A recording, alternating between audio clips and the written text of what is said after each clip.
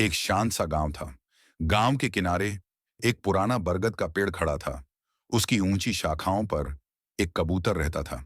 हर सुबह जब सूरज की पहली किरण आसमान को सुनहरा बना देती, तो वो कबूतर अपने पंख फैलाता और आसमान की ओर उड़ान भरता। वो उड़ता, बहुत ऊंचा उड़ता, इतना ऊंचा कि लगता जैसे आसमान भी उसी का हो। गांव वाले उसे देखते और कहते, कितना आजाद है यह, कितनी ऊंचाई तक उड़ता है। लेकिन एक दिन किस्मत ने उसकी उड़ान को रोक दिया। दूर से एक शिकारी आया। उसने कबूतर को देखा और तीर चला दिया। तीर उसके पंख को छूकर निकल गया। पंख टूट गया। कभी जो आसमान उसका साथी था, अब वो जमीन पर गिर पड़ा। गांव के बच्चे पास आए। किसी ने हंसकर कहा, अब यह कभी उड़ नहीं पाएगा। दूसरे ने कहा, इसका आसमान तो हमेशा के लिए चला गया। कबूतर ने कई बार कोशिश की, पंख फड़फड़ाए, लेकिन दर्द ने उसे रोक दिया। वो गिरता, संभलता, फिर गिर जाता। कभी उसके मन में आता, शायद अब मेरी जिंदगी यहीं तक है। शायद अब आसमान सिर्फ एक सपना रह जाएगा।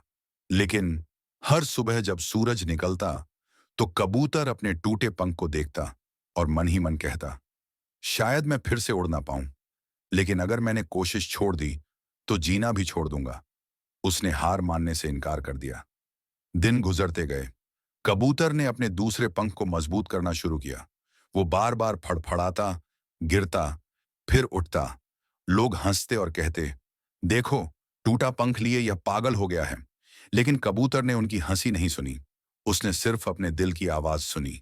धीरे धीरे उसका टूटा हुआ पंख भी ठीक होने लगा। और एक दिन वो फिर से शाखा पर खड़ा हुआ। उसने आसमान की ओर देखा। दिल तेजी से धड़क रहा था, लेकिन उसने पंख फैलाए और छलांग लगा दी। पहली उड़ान आसान नहीं थी। हवा तेज थी। उसके पंख डगमगाए।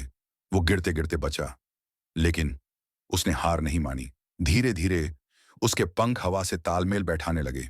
वो ऊपर उठा और फिर और ऊपर, यहां तक कि बादलों को पार कर गया। उसकी आंखों में आंसू थे, लेकिन ये आंसू हार के नहीं, जीत और गर्व के थे।